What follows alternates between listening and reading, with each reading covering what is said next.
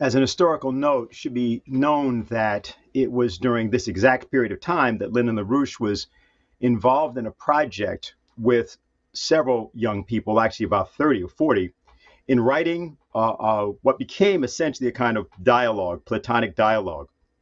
It's called The Principle of Power.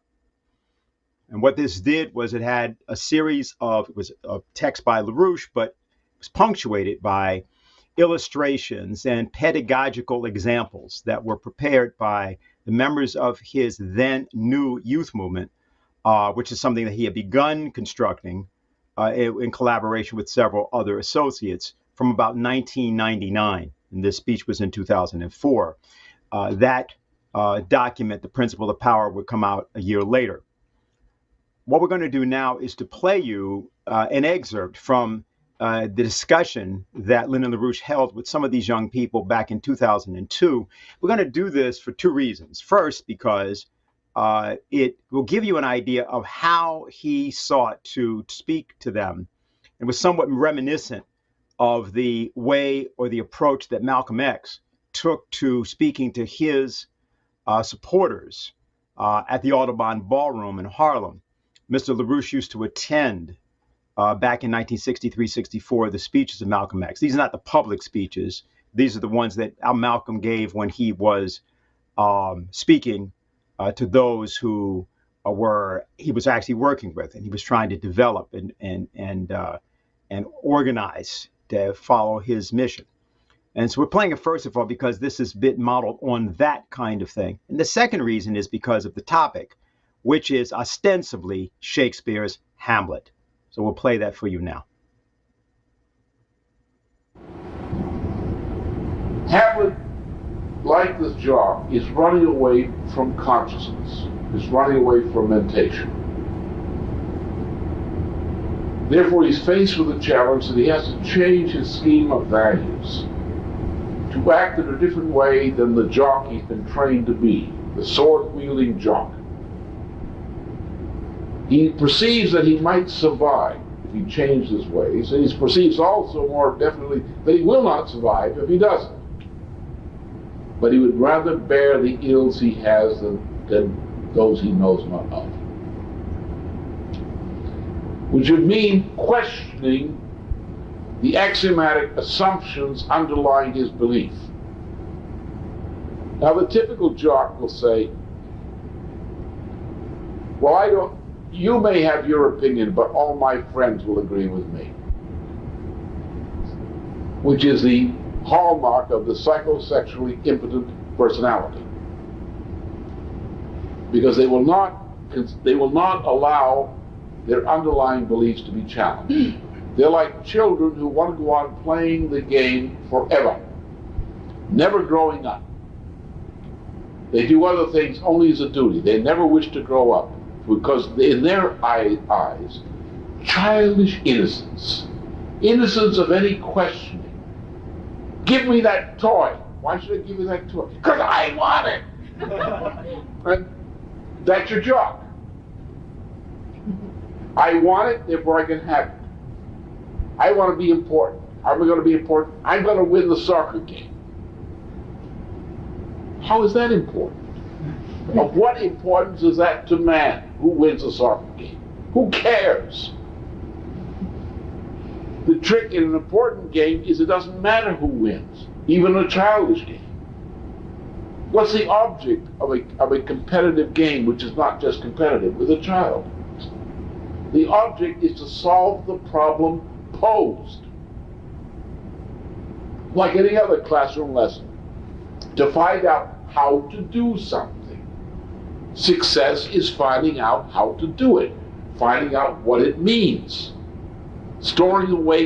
gaining and storing away knowledge, and having the fun of learning how to use your body, which a child is very concerned with that. Children have to learn how to use their bodies. They have to learn at many ages. They get these awkward ages. Children are also clinically insane. No, this is true. The typical behavior, which comes up in the Ritalin case, the typical behavior of the child, especially the adolescent child, generally between the age of 12 or 13 and 18, that if this behavior were to occur in any person over 21 years of age, you'd consider them insane. In the child of between 12 and 18, this is considered normal adolescent behavior. So if you start calling them insane, you're mistaken because they're being adolescent. The reason that you call the adult being insane is because he's acting like an adolescent or an infantile behavior, adolescent behavior, which is insanity in the adult. So the child should play games. The games give them better physical coordination, so forth like that. They're learning games. There's the fun of playing the game, which George Bush was never able to do. Remember, George was never allowed to enjoy playing a game. His mother would kill him unless he really had the lust to kill somebody in the process of winning. Unless he came in with a couple of scalps hanging from his belt from the basketball game or the tiddlywink competition, he was considered not competing. So that's the problem. The problem lies in the fact that we are human beings and we have minds. The mind is intended as an instrument of knowledge, not just learning. Knowledge governs the way we should behave, because we should know what we're doing. The most essential thing about adult human behavior. The most important thing about knowledge is based on changing what we have believed when we discovered that what we believed was an error. The joy is the discovery of the solution to the correction of that error. But Hamlet's not capable of doing that. He's just more intelligent than the usual job. At least he knows he's got the problem. And he states that he has the problem. But the problem is, in life, if you walk through life saying, I have now my ideas are fixed, I do not change my assumptions. I give you the case of one of our dropouts who fell all the way into the garbage pail when he fell out. Dave Goldman. He's camped a couple of times with Dave, but in 1981, I specified that an education in mathematics from a non-algebraic geometric standpoint should be given in New York. And it was started. Dave said, I don't do such things. I have what I learned, I'm now perfected. I did this, I learned this, I learned that. And I'm not going to go back to university. I've already achieved what I'm going to achieve. I don't have to know this. Now this was the famous case I used to refer to about the Kubi problem. This Lawrence Kubi, who was this psychiatrist at Yale. And Kubi wrote a number of studies on the breakdown of the creative process. And he particularly came from studying professors at Yale and other places, professionals, who had been very promising, very creative as students. But after the age of 25, they had become stupid. That is, they'd lost their ability to create. And would spend the rest of their life simply elaborating in some detail things on which they'd been working and made their primary work while they were still students. The postgraduate syndrome of sterility, intellectual sterility. Dave Goldman is a perfect example of that. He lost his morals and lost his soul. He's a schlemiel who lost his shadow and gave up looking for it.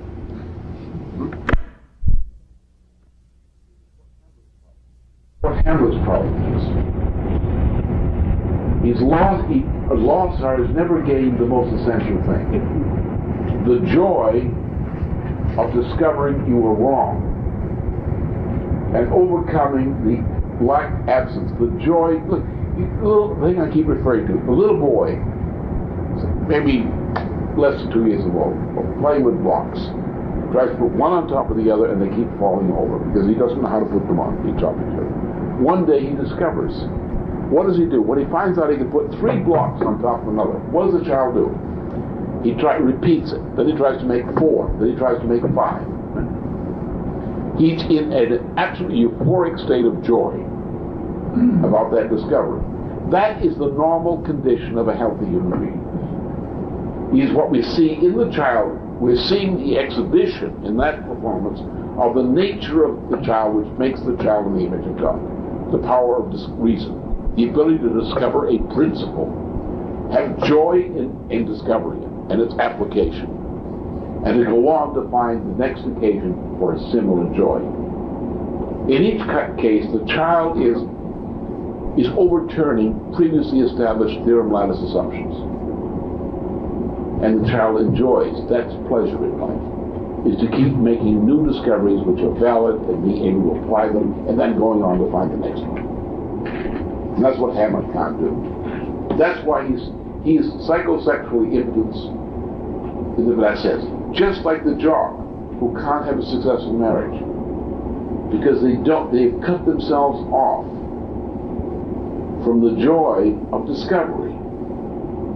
That is, they've cut them off from the relationship with themselves and with others, of the emotion, the agapic emotion, which goes with the creative act of discovery, of fundamental discovery. And therefore they substitute erotic passion in the form of a power game, pure sensual gratification in the sense of power, dominance or submission, takes the place of the search for this emotional quality, the agapic quality of the joy of discovery, the feeling of the light turning on in one's body and mind, which made a discovery, which is the joy of classical art forms. What's the joy of the joy of music?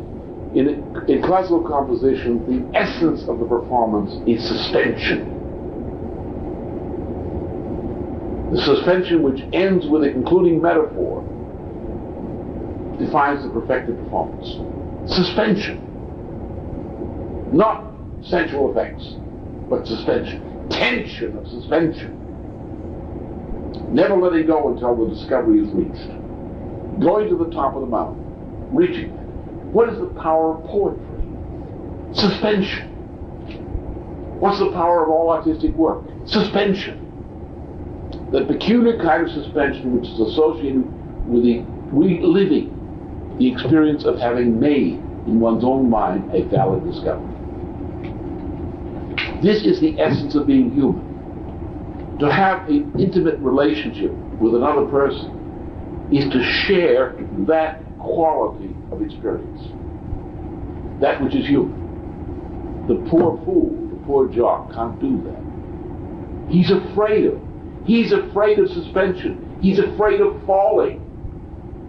As Poe would put it, he can't fly. He can only crawl on the ground, stuffing mud and muck into his mouth to get a good sensual feel of progress. And that's the Hamlet problem, except that this has occurred in a man in statecraft where a whole nation, its existence as well as his own, depends upon his ability to be human. He can't be human. He can't stop being a child. He's got to continue being a jock. And he'd rather die than not be a jock. He knows he's doomed. He says to Ophelia, "You prostitute, get out of here. I have nothing more for you. You're simply being used by your family like Anne Boleyn against Henry VIII. And I'm Henry VIII, and I'm going to my doom." That's the point. The point lies under. The essence is that Shakespeare understood the subjunctive, and he proved it. And he's writing about the failure of people who don't understand the subjunctive. He's writing about all the people of that type who caused the gory experience of his childhood or his young manhood, who were there. He's talking of the history of Henry VII and Edward before him. He's writing about the tragedy that happened to England with the generation of the lunatic Henry VIII.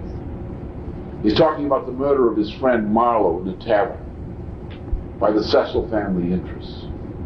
He's talking about the travesty of England, that this poor pederast, not the one who murdered those children, but the earlier one, James VI of Scotland, ascended to the throne of England and set up a homosexual bordello which is called the British monarchy. That's what it's about.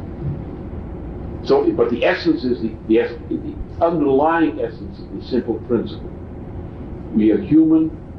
Hypothesis, discovery, creativity is what makes us human. With that, there's a certain emotion, which is contrasted to this poor jock, this sword-swinging jock, Hamlet, who only knows how to kill or be killed. Lyndon LaRouche is also very passionate about extending the knowledge of classical principles of composition to organizing. He believed that the idea was that all Americans, anybody in fact in the world, could understand the most complex of ideas if those ideas were stated with the appropriate passion, and if the people to whom the ideas were directed were appropriately passionate enough to receive them and to learn them. And that's why his movement became known and characterized and absolutely distinguished by the amount that it wrote and it published, and that it distributed throughout the streets of the United States. In fact, there has never been an organization like the associations of the LaRouche organization that Lyndon LaRouche founded over the course of the more than 60 years of his public life. In 2002, in a discussion with many young people, he was in the process then of rejuvenating or reviving his own organization. He had originally recruited a large number of young people back in the 1960s and 70s, and now it's time for that to be done again. LaRouche was his usual polemical, raucous self, but he was also particularly interested in trying to resolve some of the problems that were confronting a new generation, which needed to understand the basic principles of classical literacy, classical culture, and more importantly, the classical method of thinking, in order to be able to jar people sort of the same way that it had to be done by Ezekiel and others, jar the dry bones awake. And so what we're going to hear now is an excerpt from a question and answer process that he carried out. He makes a few remarks at the beginning, and then he takes two questions. Questions and answers. Lynn, do you want to open with anything? Well, what is it? What I said is what I've said. I understand what a real youth movement is. I think I've indicated some understanding of that. And it has to be, in a sense, it has to be independent. It has to, it cannot function just simply as an auxiliary of what we otherwise doing. It has to function in a certain independent way, but a responsible way. And I've got to teach the old folks who've forgotten what it's like as they go along some of the rules that they have to live by in dealing with a youth movement. Because it does have special requirements, as I think many of you appreciate. And I think you already appreciate that the old folks really don't understand. And they need some guidance. So I'm going to have to give a lot of guidance.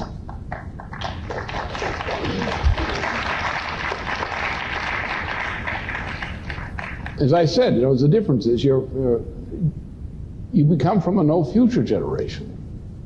And most of you here know it. There is no future staring at you out there. And so therefore you're going to have to fight to get a future.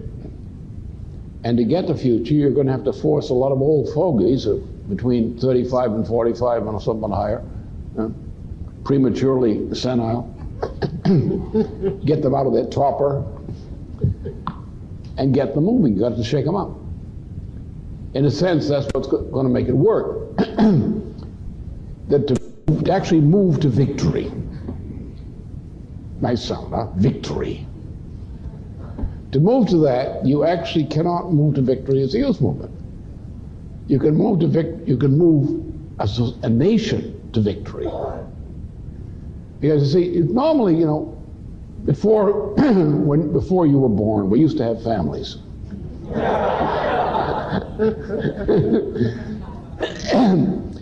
And grandparents used to care about grandchildren as well as their own children.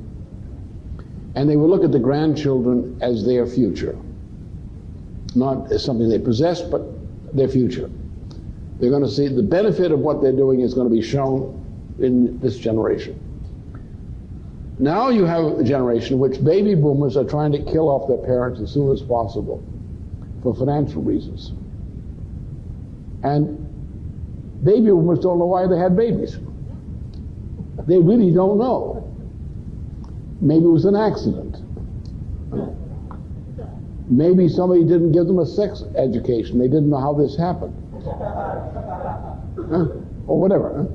But they found these children and they said, we now have a possession.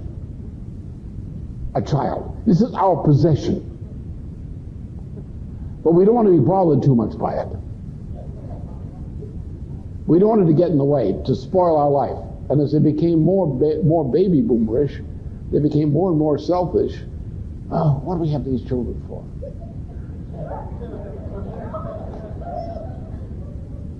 But they're going to do what we want them to do, right? They're our possessions. It's like an automobile. You got an automobile, it's the one you have. You can't afford to buy a replacement. You're going to have to make that automobile do what you want it to do. And they look at you and they say, you know, you're a disappointment to me. And they say, I know what you're thinking.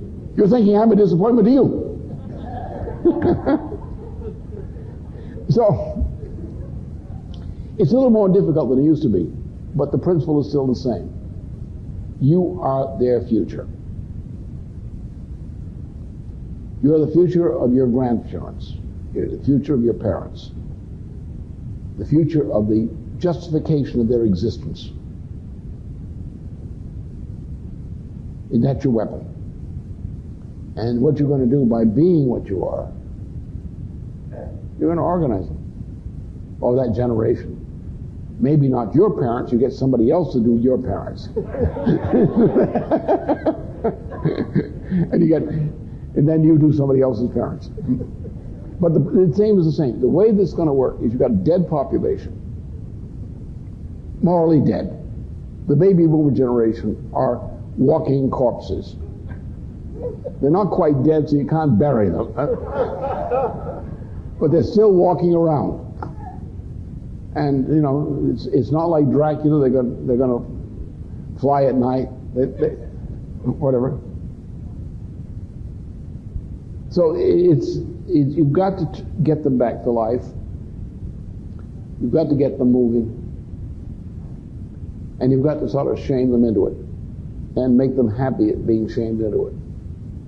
You know what it is? You get 4 or 5 of you on a sidewalk or an area. The sucker's coming along. This sucker thinks he's going to walk by us.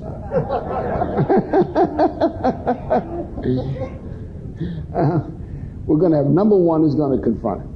He's going to be independent as hell. He's going to think he's got the thing mastered. The next one is going to hit him and charge him for committing fraud in his response to the first challenge. Then he's got to hit again. He's got to hit again. By that time, the last person in line has got this guy really psyched out. They know exactly where he's coming from. They know exactly what to say. They will set him off. And he's going to say, okay, I give up. What do you want? And that's the way it's done. And there's more to it than that, of course. You've got to have the right ideas. You've got to have the right approach. You've got to have the right analysis. And you've got to know things you don't already know. You have to find out fast. So you have a lot of discussion. And you're young, you've got the energy to do it. You do all those things all at the same time. That's it. Go ahead. Let's see what you have to say.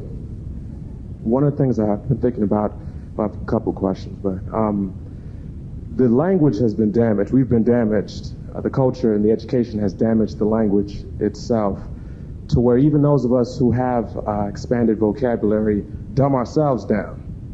And we're just accustomed to dumbing ourselves down, not using it.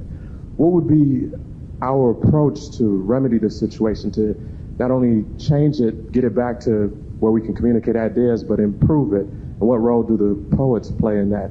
And then also, how are we going to overhaul the population? That is, I see a lot of people who can't do much of anything. And besides putting them back to work, is the plan that they all become engineers, or is there going to be some kind of work and school program, or what is it going to be? Well, that we'll figure out as we go along. The last thing, that's easy, because that's simply you're going to find something for them. That simple. You're not going to let people rot. But the first one is much more challenging on the question of culture and language, dumbing down. That's the crux. Now, the problem here is that you guys are victims in large degree, greater or lesser, of the so-called counterculture. This started a long time ago. It started with things like the New York Times style book. If you don't have the impulse to put commas and other marks of punctuation in a way in which the New York Times says is illicit or wrong, then you really don't know how to think, or you're crippled in your ability to think. Why? Because ideas are ironies. They're based on the fact that what you perceive with your senses is not real. But what you perceive with your senses is a paradox. And what you have to do is to interpret that paradox and solve that paradox to find out what is the reality which makes clear to you why the paradox exists, what the conflict is in what you perceive, and to understand what the idea is or the principle behind it. Now, this is the characteristic feature of classical poetry, and also is the characteristic feature of well-composed contrapuntal composition, like fugues. That's what they're based on. So what you've been deprived of in language is the idea that communication is literal or expresses blind emotion. In other words, blind feeling. I feel this. Well, get your hands off me. This kind of thing. Right? So, but the idea is, this idea, if you don't have classical poetry, if you don't have understanding of classical musical composition, not listening at it, but understanding of what's going on, and trying to find a performer who knows how to do it, you are deprived. If you don't have a sense of classical drama, and I mean classical because it's always based on ideas, paradoxes, solutions to paradoxes, then you don't know how to use language. Do you want to be able to use a language? And you know this already by instinct on the streets. In dealing with this crowd you run into on the streets. How do you use a language?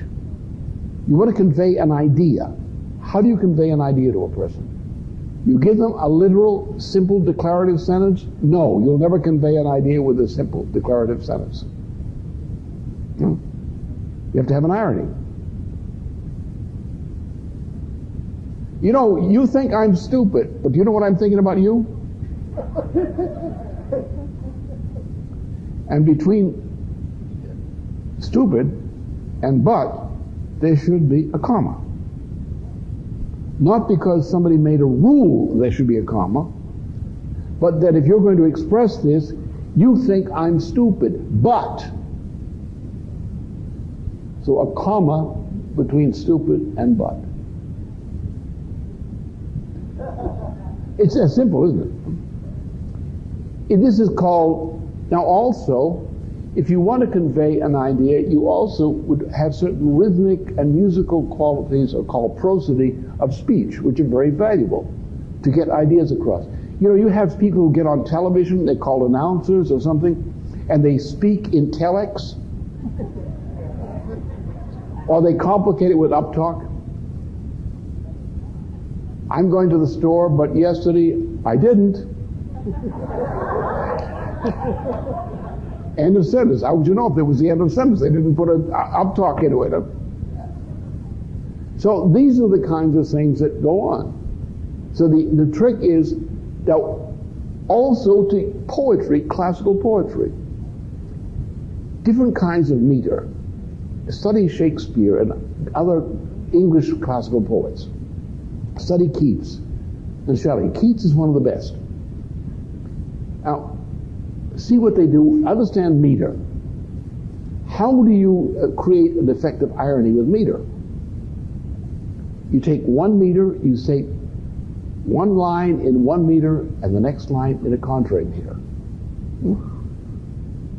Use these kinds of tricks of prosody. Now, you have a speaking apparatus. The speaking apparatus is not a vocoder. It's a musical instrument. You will find, think about it. You all have, if you go through, write the vocal exercises to find out what is your natural voice, which has to be trained, but there's a certain natural convergence of your voice. And the bel canto Florentine method of voice training is the way to discover this. They used to have, in Germany and elsewhere, for speaking, they would use this method, the same method used for singing, for speaking. It's all very important. And then you would find that the voice has a certain register shifts, techniques of coloration, and so forth, so that you actually, if you pose in 1 meter with one vocalization, and then you repeat the exact same line with a different coloration, you get an irony, a contrast, an effect. You change the meter, repeat the same idea in a different meter. So what you're doing in each of these cases, as the great poets do, the great writers do, in each case, what you're doing is you're creating a paradox. So you're getting the attention of the mind of the person to whom you're speaking, not just at. You're not saying at. I'm telling you only facts. Well, there are no facts, buddy. There's truth. There's no facts. So that's the trick in this thing. So what you have to do is recognize that the educational culture and the popular culture of the past 30 years and longer, it actually started earlier, but it became popularized in the middle of the 1960s. The culture to which you've been subjected all your life, in school and so forth, is rubbish. It's actually a systematic destruction of natural mental capabilities associated with communication and use of language. So the point is just to exercise some of this stuff. Learn some of it. Come to know some of it. Some of it's really elementary. It's something you can learn in the sense of you would learn to play something. It's play, form of play. Once you begin to understand it, become familiar with it, then you know how it works. And you find that people who can speak in that classical way are more convincing than those who can't, because the idea they're trying to express is more easily apprehended by the hearer, even if the hearer is illiterate. Illiterate people are not stupid people. Illiterate people may be damaged in their ability to hear, but they're not stupid. They're still human. And when you start talking about ideas, particularly ideas that are close to home for them, they will recognize that your way of speaking is a better way of saying things than they would use normally. And you convince them, you win them over. There's no big deal. It's just a natural process of having fun. See, learning to do tricks with language, tricks which result in your ability to more truthfully convey ideas, is not trickery. It's understanding the principles of how to use a language in order to efficiently convey ideas to other people. And most people run around their life today without ideas. They don't have ideas. Look at the television. Look at the people who speak in telex. You don't know they could almost stop at any point in the sentence. It wouldn't make much difference. They could add 5 more words at the end. It wouldn't make much difference. They're just telexing, huh? They're like mechanical machines. So the important thing is this thing of classical culture, which I think the first point on the first part of the question is the most important. Is get an exposure to classical culture and look at things like poetry, particularly great poetry, and look at some great drama. And always look at it, the fact is the ideas are communicated not as perceptual experiences, not as a visual, auditory auditing of the stage, of what's going on stage. You do not get much worthwhile until the drama is enacted on the stage of your own imagination. That's when you get ideas. And you have to look at things in that way. How do you convey ideas? How do I give the impression this? For example, you look at the question of motivation, the thing you often run into. Motivation. People are saying something. The question in your mind is, why are they saying it? Why are they saying that? Now, you can't perceive why they are saying that, can you? It's not a matter of taking the words out and dissecting the words and interpreting the words. You have two things to go by. You know the society in which you're operating. You know essentially what this kind of statement corresponds to in that society. But you really are hearing what they're saying in your mind as if on a stage. You're saying, what is behind that? You're trying to hear the voice. You're listening with the inner ear. You're trying to hear what is behind what they're saying. And when you're relaxed and alert, you find it pops into your mind, and you often will make a quip to the guy in response, which is precisely accurate.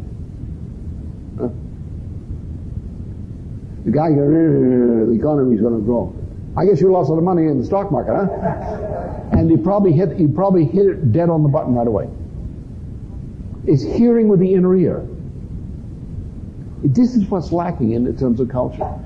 Is this ability to think cognitively, to hear things, perform whatever you hear on the stage of the imagination. Take into account society as the background which is occurring. Like when you take Shakespeare's Henry V. Where should you place Shakespeare's Henry V? Well, Shakespeare had a lot of knowledge about English history, which he got from, especially from Sir Thomas More, because his father had done a thorough study, and More wrote a report on it. So when he did the plays on the English history plays, he was speaking from some knowledge. So he's speaking about England in the middle of the 15th century. Henry V. So now you've got to have in the imagination a sense of England and France in that middle of the century, in those times, with that particular royal house and so forth, what was going on there before then. You get that? Then you hear what the character's saying.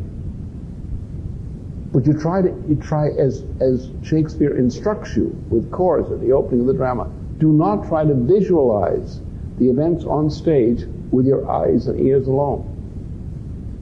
The horses you will never see. We not actually bring the horses physically on stage, but they're there. See them in the imagination. And what's lacking in culture is the ability to have an intelligent comprehension of the powers of imagination. Because all the important things that happen to human beings happen in their imagination. Very direct current. Thank you. So, actually, I've been trying to think during this whole conference how to ask the question I've been thinking about for the last couple weeks. I've been doing some work on copying the drawings of Rembrandt, and one of which I was going to present to you for your birthday, but I'm a little intimidated about doing it because I ran into a problem where you have the composition of the angel, Abraham, and Isaac. Not the painting, the drawing. And the question came in my mind as I'm drawing it, who came first? Right? You got the angel reaching down, holding on to Abraham's hand. So why is he holding on to Abraham's hand? Well, because Isaac's there. He's getting ready to, slaughter Isaac. Okay. Well, why is Isaac there? Well, because Abraham's getting ready to slaughter him to prove his devotion to God, right? Well, that's just why Abraham's there. So you have this complete composition at once. Yeah. So Rembrandt, he's so amazing because he has the entire idea first. before he composes, before he actually constructs the painting or the drawing or whatever it is. Right. Now, when I was at American University, I had an older baby boomer jerk who came up and, he says, who's LaRouche? He already knows who LaRouche is, right? They do this, right? Who's LaRouche? So I'm telling him, I say, he's the guy who initiated the SDI. He's the one who created it. He was the leader of this fight. He says, no, come on. LaRouche isn't a physicist. He doesn't know this stuff. It was Teller, and he starts racking off all these scientific names. And I was thinking, this guy actually doesn't know what he's talking about. In the sense, I know Teller and these guys were involved, but how can you have an actual scientific movement to construct something unless there was an idea behind which to construct it? And I'm having trouble figuring out how to ask that question. So, well, you're dealing with fakery in that case. The guy is a faker. What he's doing, he's not saying, what are you saying? He's not challenging you. He's not discussing the idea. What do you mean? What's your basis for saying that? Which is not too difficult to identify. And it was also the denunciation of me internationally by all the people who denounced me on that question. He pretends that didn't happen. He doesn't know. See, he just doesn't know. And like many professors these days in universities, he gets by lying because he's passing out the grades. He's lying. No one is who's, you think, because I don't know how much you've been exposed to people who are actually competent. In my time, the competent people were a rather limited number in academic life, but there were a few. Today, I think it's rare if you find one at a university among the whole faculty. They're all fakers. It's a real problem. You're right about this idea. You don't have any composition in art or science without a preceding intention. And the case of Kepler's description of the way he developed the concept of gravitation is exemplary of that. And he emphasized this clearly, the question of intention, that a universal physical principle it expresses itself as a discoverable intention. In other words, it's an anomaly where the system as described does not account for what's going on in it. And therefore, there must be something which is causing the effect which is all the known factors would not account for. Therefore, you have to say there has to be some intention outside what the given assumptions which is causing this effect. And I must discover what that is. So this is why the business of irony and anomalies, the whole business of life, of thought, is irony, anomalies. Now, to take the case of the other Rembrandt, the famous thing of the Aristotle contemplating the bust of Homer. Actually, Homer is contemplating the blindness of Aristotle. And it's clear. Of course, that was the intention of Rembrandt. Now, why would Rembrandt want to ridicule Aristotle with Homer? Because Homer was classical and Aristotle is not. Aristotle epitomized the Roman legacy, the Romantic legacy. Rembrandt, Homer, represented the classical Greek legacy. That's what the issue was. And you have this idea of the insight. What blind Homer is showing, the way it's handled in the classical way, in the painting, just like as the sculpture. The motion, the intention, which is shown by the attitude of Homer, looking at this appalling creature, Aristotle, this pompous, appalling creature, Aristotle, conveys immediately the whole image. And you have someone who has read Homer and loved it, and someone who has dealt with this horrible, pompous ass Aristotle.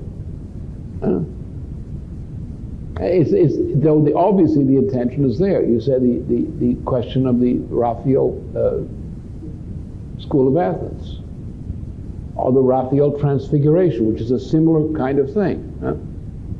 All the same. So it's, the intention is the point, is to grasp. And you don't accomplish anything in life, written in composition or great work, without an intention. The result you get, you intended to achieve before you started. You may get a somewhat different result than you intended.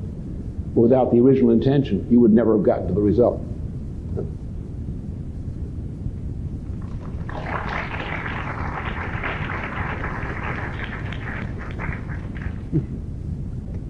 I want to ask you a question about classical composition.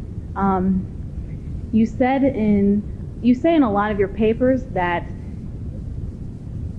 it's a classical idea, and it comes from Plato in his dialogues, and you can find it in art, in science, and then in music as well. You can express it through musical notes, singing or instrumental. And then you also threw in this kind of relationship between the classical idea, Leibniz's monad, and then a LaRouche thought idea, or thought object, sorry. And so I wanted you to elaborate more on that, on where, Well, this is why I picked this thing, which I was provoked to do, especially because of Bill Warfield's illness when he was here, this illness during the course of the time of the conference.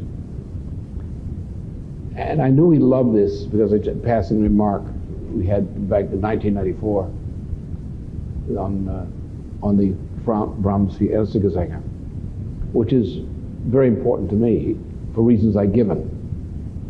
Is first of all, it does represent a very clear idea. The last will and testament, musically, of Brahms. It's what it says. It's life and death, the meaning of life and death, and the meaning of these things. And this is what it is. It's a very moving thing. And Brahms, in this period, particularly after he went through this intensive work on the Fourth Symphony, extremely intensive work, and comparable in its workmanship to Beethoven's Seventh Symphony, which is a similar kind of structure to it, the same idea of how to compose, as opposed to a different symphonic form, a new symphonic form. So Brahms responded to the Seventh Symphony of Beethoven with his Fourth Symphony, taking this transitional period from the third movement of the Hammerklavier Sonata, measure 170 or something like that area, where this goes into a keyless progression of modalities, into a resolution. And Brahms takes this keyless transition right out of Beethoven and builds the Fourth Symphony entirely out of this. To me, that's the epitome. Now here he applies the same kind of thing to the Vier Erste Gesang. You look at the fourth one. You take the third with the Otot, which is a marvelously powerful piece, but in a sense there's a certain simplicity to it. The one transition, a beautiful thing. But then the fourth song, the complexity of the counterpoint, the modalities in this fourth song, and what it implies in delivering it as an idea, is I emphasize this one thing that this Fischer Dieskau did, and I know they have had that idea.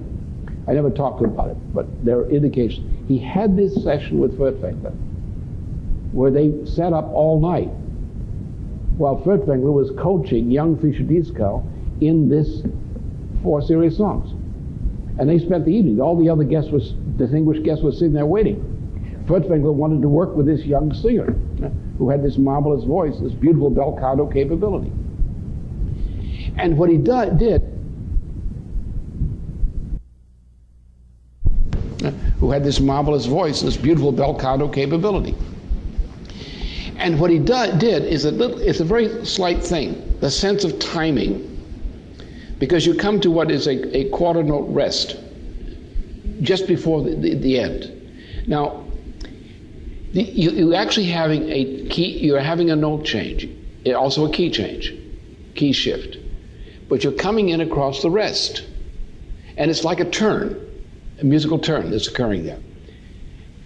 But there's a difference in coloration, and there also has to be, I think that Gertrude Pitzinger lingers too long over the rest. Admittedly, it's a retard just at that point, but she lingers a little bit too long over the rest.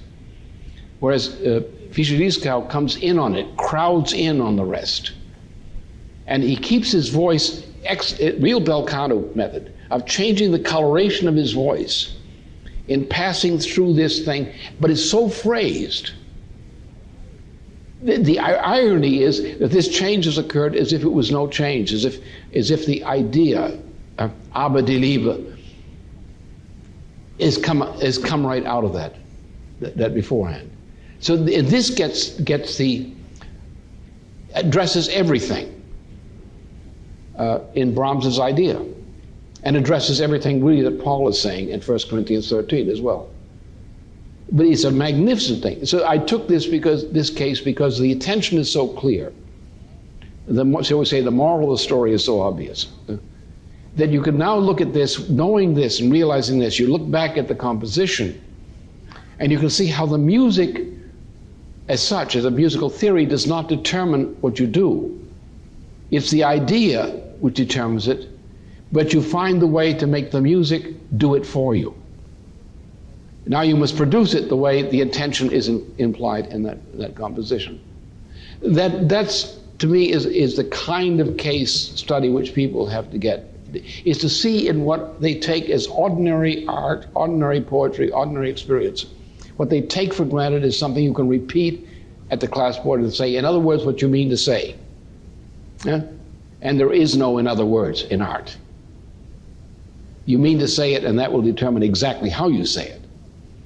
And every fraud generally starts, well, in other words, what you're trying to say, Mr. is, you know it's a faker immediately. The guy is bullying his way out of it. And so this aspect of the matter is what is crucial for me in creativity. Creativity lies, as Furtwängler said, between the notes. But people don't know what between the notes means. And therefore, they confuse the interpretation of the phrase. I've often used this particular example of this transition, the way Fischer-Dieskau treats it, as an example of exactly how to get this conception of between the notes. And there are many other examples. It always struck me with Furtwängler's, since I first heard Furtwängler's performances in 1946, it always struck me, this unique approach, which most people seem to miss. But to me, it's so obvious. It was knock me off my chair, so to speak, every time. You had this sense, you really had an experience. And that's what you got to get across in all politics as well as art as such. And my view, you've been exposed to enough about me to know it. My view is that from my experience, and I did a lot on this over the years, over now, what is it now? I hate to tell you how many years. Since about 1946, 47. On this question about art and science, that classical artistic composition, when understood from this standpoint, is a branch of physical science, because it produces a physical effect appropriate to the human cognitive processes, which results in changing the way the world behaves.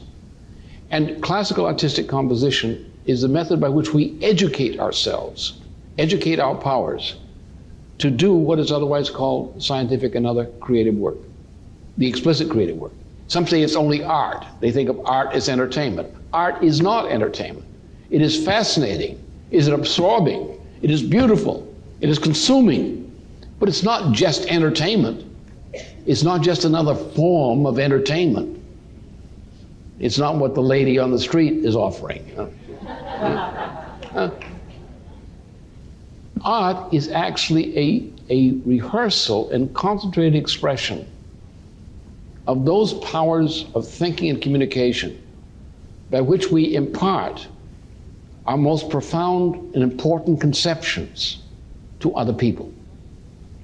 And by practicing artistic composition and its utilization, we are rehearsing and enriching our ability to reach people efficiently on ideas in every aspect of life. And that's why it is so beautiful, not because it's beautiful in form, because it's beautiful in its effect. It ennobles us. It makes us more powerful in our ability to communicate with people.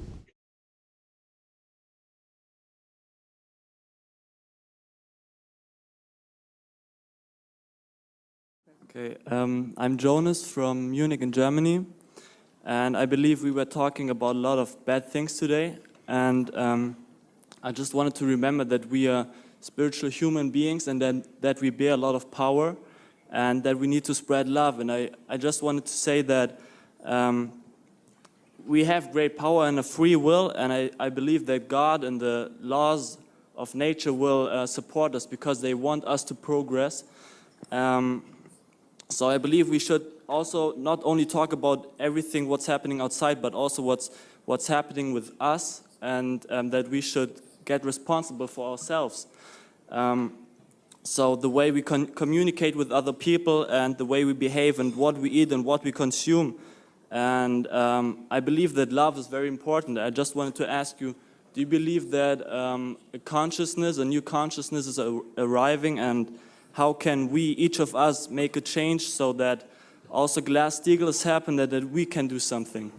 Do you love mankind? Oh yeah, I do love mankind. Are you prepared to defend mankind against its own evils? I can't defend mankind against, I just can't change myself. I can't make anybody else change himself. I believe that everybody has to change himself first before he can ask other people to change something. Agreed that they have to be voluntary changes, but how do we induce the voluntary change? What action are you going to take to cause them to make the right decision? How do you know what the right decision is if it was presented to you? Those are the questions that you have to ask in this question.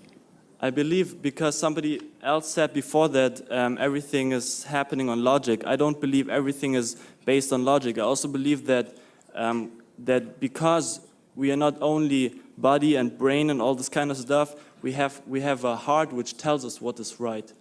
Do we? How many people do?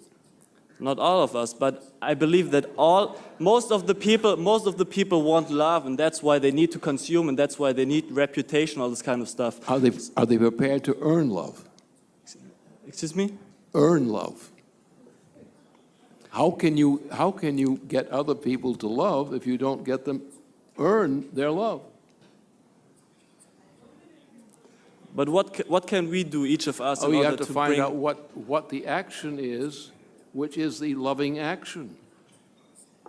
What do you have to do and choose as your policy, not on the basis of what somebody out there wants to think is their policy or what should be your policy? You've got to make a judgment.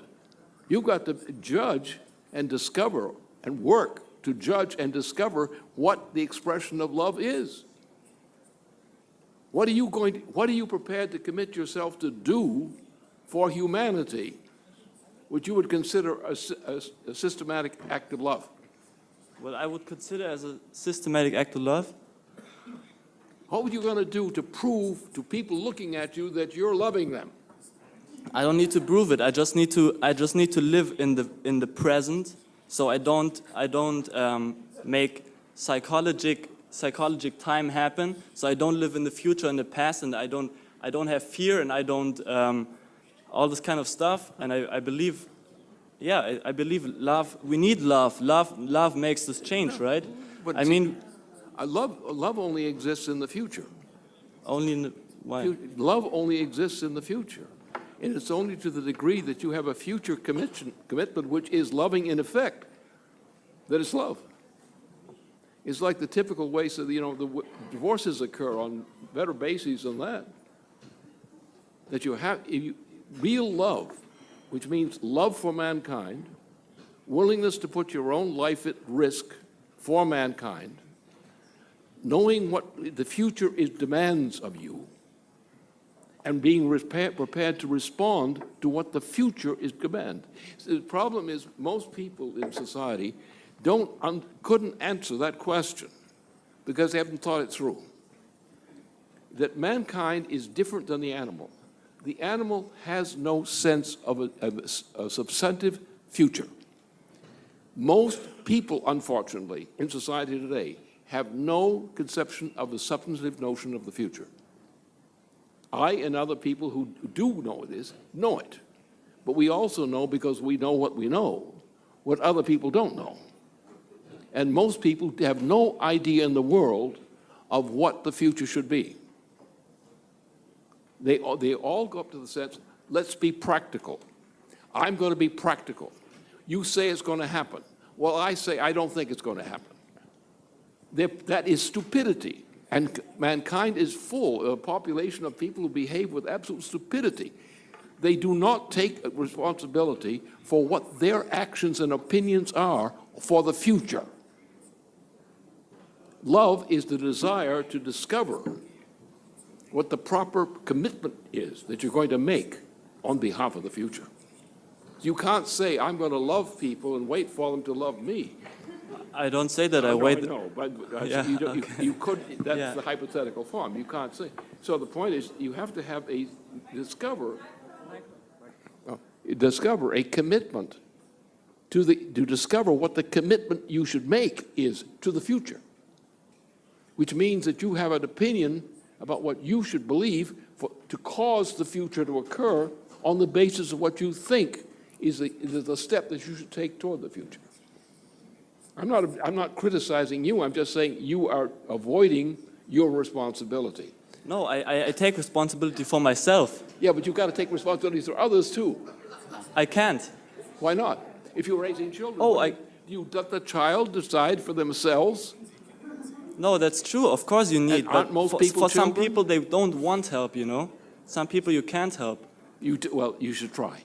Yeah, of course you should try. Of course.